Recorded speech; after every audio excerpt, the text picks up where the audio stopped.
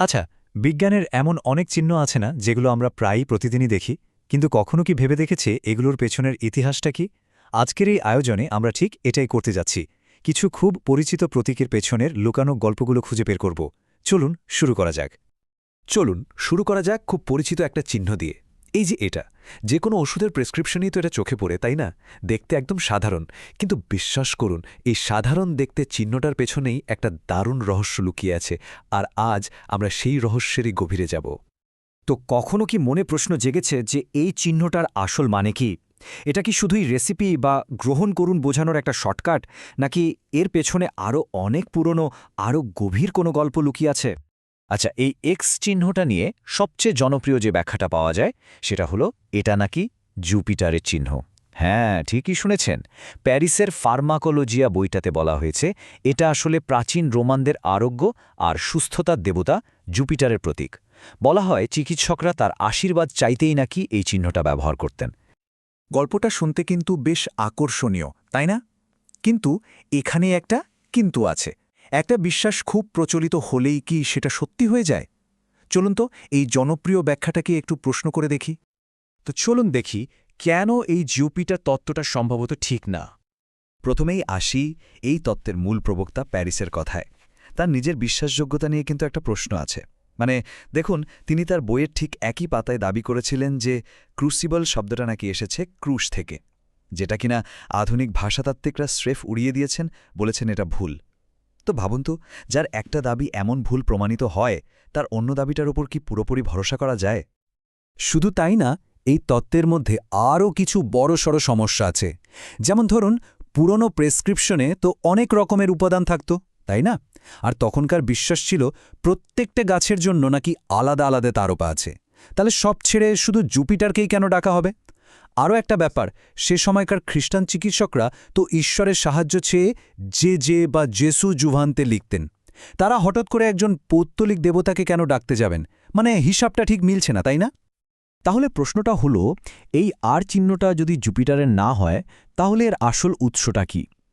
এর উত্তর খুঁজতে হলে আমাদের একদম প্রাচীন আলকেমি আর জ্যোতিষশাস্ত্রের জগতে ডুব দিতে হবে। এমন একটা সময়ে যেখানে গ্রহ, ধাতু আর দেবতাদের মধ্যে ছিল এক অদ্ভুত রহস্যময় যোগাযোগ। আর সেই রহস্যের কেন্দ্রে ছিল একটা সংখ্যা ৭। প্রাচীন ব্যাবিলন আর ক্যালডিয়ার আকাশ পর্যবেক্ষকদের কাছে এই সংখ্যাটা ছিল ভীষণ গুরুত্বপূর্ণ, প্রায় জাদুকরী একটা সংখ্যা। তাদের কাছে মনে হতো মহাবিশ্বের অনেক কিছুর মূলে রয়েছে এই ৭। কেন ৭? ভাবুন তো একবার। প্রাচীনকালে খালি চোখে ঠিক ৭টা গ্রহ দেখা যেত।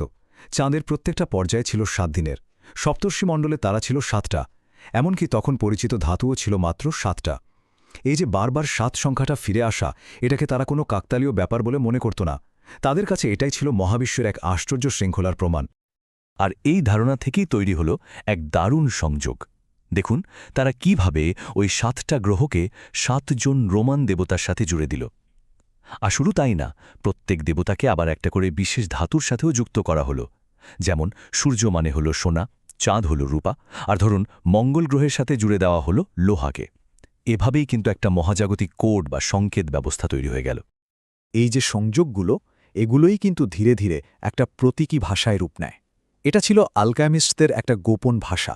এই কোড ব্যবহার করেই তারা তাদের জ্ঞান, তাদের আবিষ্কারের কথা লিখে রাখত সাধারণ মানুষের চোখের আড়ালে। তো এই গোপন ভাষার বিবর্তনটা কিভাবে হলো? এর শুরুটা হয়েছিল সেই প্রথম শতাব্দীর গ্রিক লেখকদের হাত ধরে। তবে এর আসল ব্যবহার শুরু হয় মধ্যযুগে এসে। আর এরপর ১৫ থেকে ১৭ শতকের মধ্যে ইউরোপের অ্যালকেমিস্টরা এই কোডগুলোকে একটা স্ট্যান্ডার্ড বা প্রমিত রূপ দেন।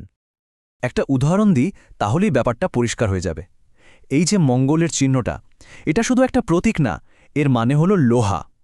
মনে করা হয় এটা আসলে যুদ্ধের দেবতা মার্সের ঢাল আর বর্ষার ছবি। কি দারুণ, তাই না? আবার দেখুন শুক্র গ্রহের চিহ্নটা, এটা দিয়ে বোঝানো হতো তামা, আর বলা হয় এটা নাকি সৌন্দর্যের দেবী ভেনাসের হাত আয়নার প্রতীক। আর বুধ গ্রহের এই জটিল চিহ্নটা, এটা দিয়ে বোঝানো হতো পারদ। এটার পেছনেও দুটো গল্প আছে।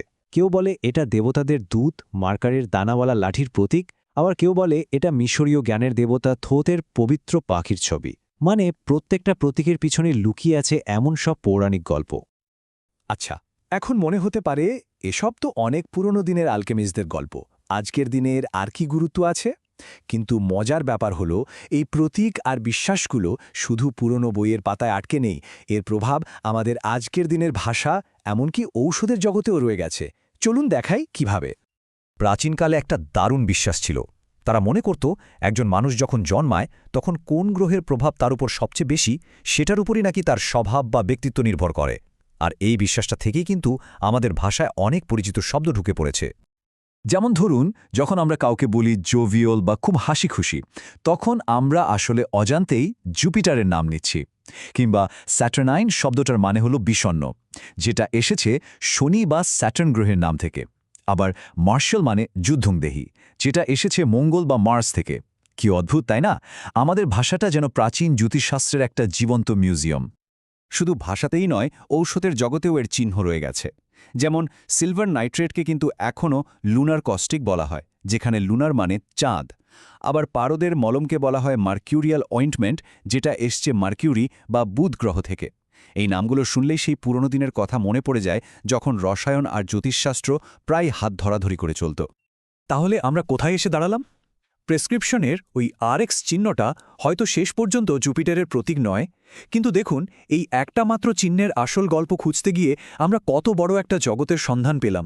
এমন এক জগৎ যেখানে বিজ্ঞান, পৌরাণিক কাহিনী আর ভাষা সব যেন একে অপরের সাথে মিশে গেছে।